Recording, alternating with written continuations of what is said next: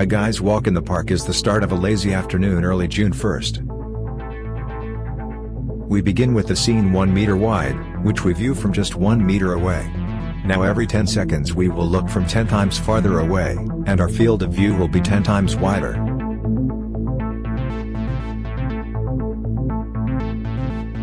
This square is 10 meters wide. And in 10 seconds the next square will be 10 times as wide. Our picture will center on a guy and an atlas moth on their hand, even after they've been lost to sight. 100 meters wide, the distance Usain Bolt can run in 10 seconds. Trees in the park are getting visible. This square is 1 kilometer wide, 1,000 meters, the distance a McLaren can cross in 10 seconds at the speed of 360 kilometers per hour. We see a made-up town of zooming, 10 to the power of 4 meters, 10 kilometers, the distance SR-71 Blackbird can travel in 10 seconds. We see clouds above zooming, then the nearby towns, 10 to the power of 5 meters, the distance ISS covers in 10 seconds. Long parades of clouds, the day's weather in the Southeast Asia. 10 to the power of 6, a 1 with 6 zeros, a million meters. Soon the Earth will show as a solid sphere. We are now able to see the whole Terra now, just over a minute along the journey. Terra diminishes into the distance, but those background stars are so much farther away, they do not yet appear to move. 1 light second or 300,000 kilometers. In a little over this time light half crosses the tilted orbit of the Moon.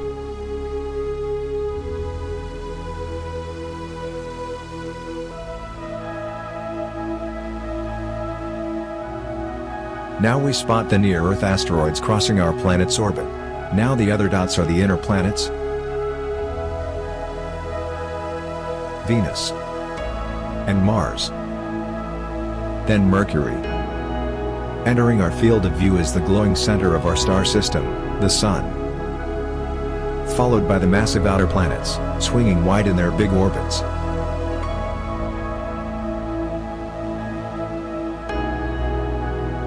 Those odd orbits belong to Kuiper Belt objects, including Pluto, Haumea, Makemake, Eris, Quaoar, and Sedna. 10 to the power of 14, as our solar system shrinks to one bright point in the distance, our Sun is plainly now only one among the stars. Looking back from here we note the Hills cloud, the inner part of the Oort cloud made of millions of comets.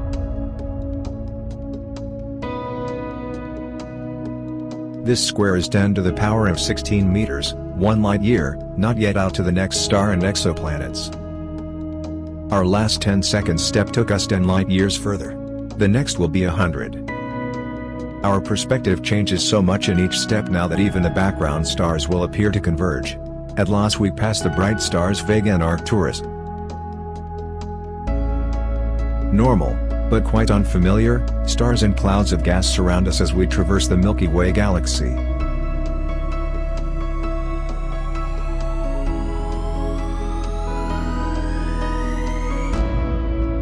Giant steps carry us into the outskirts of the galaxy, and as we pull away we begin to see a great flat spiral facing us.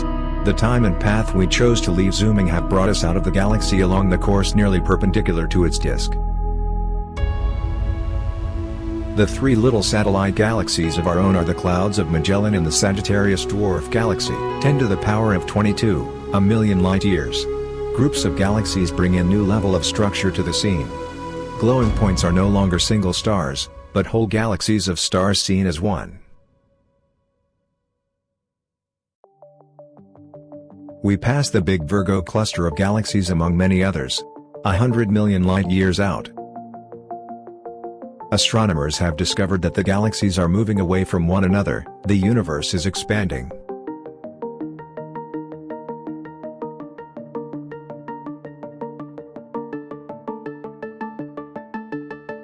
This lonely scene, the galaxies are like dust, is what most of space looks like. This emptiness is normal, the richness of our own neighborhood is the exception. As we approach the limit of our vision, we pause to start back home. A trip back to a Gaia and an Atlas moth will be a sped-up version, reducing the distance to Gaia's surface by 1 power of 10 every 2 seconds. In each 2 seconds we'll appear to cover 90% of the remaining distance back to Gaia.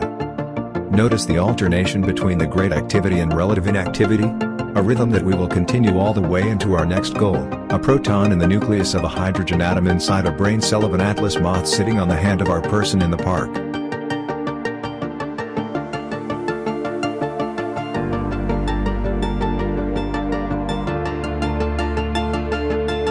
Ten to the 9th meters.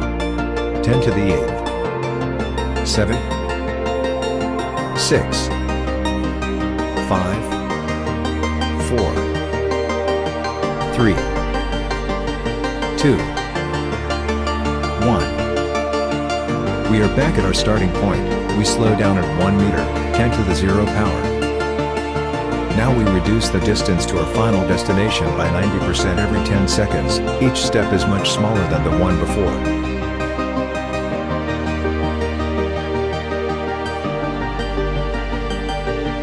Ten to the negative 2, 1/100th of a meter, 1 centimeter, we approach the head of an atlas moth. In a few seconds we'll enter its brain, crossing layer after layer from the outer cuticule down to a neural tissue. The exoskeleton vanishes and turns. An outer layer of chitin, the wiring of the brain contains neurons and neuroglia. We enter a neuron. Among its vital organelles the nucleus appears.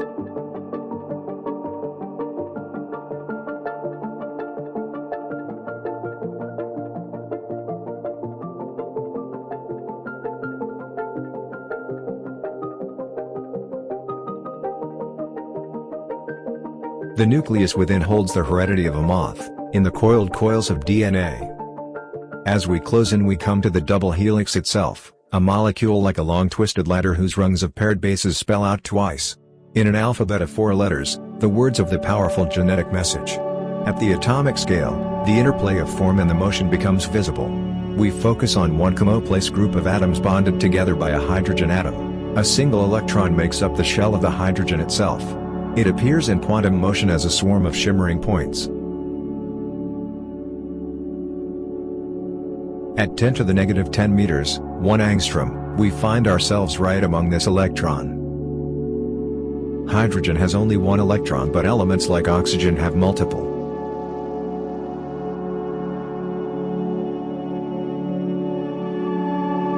As we draw towards the atom's attracting center we enter upon a vast inner space.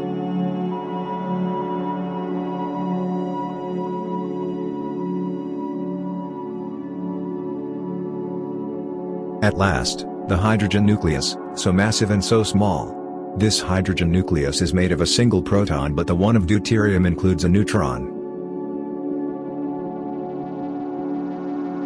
We are in the domain of universal modules. There are protons and neutrons in every nucleus except for hydrogen, electrons in every atom. Atoms bonded into every molecule out to GC14-0. As a single proton fills our scene, we reach the edge of present understanding. Are these some quarks at intense interaction?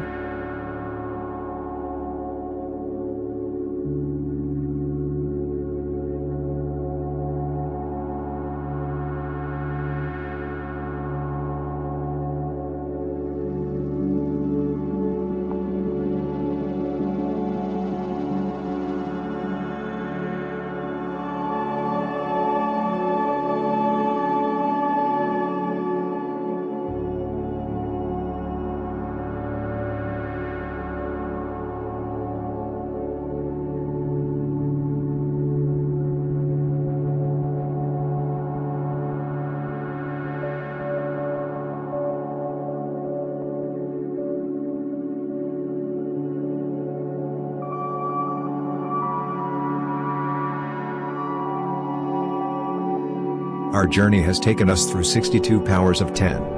If the Planck length was 1 unit, then when we saw our cosmic horizon, it was 10 to the 62nd, or 1 and 62 zeros.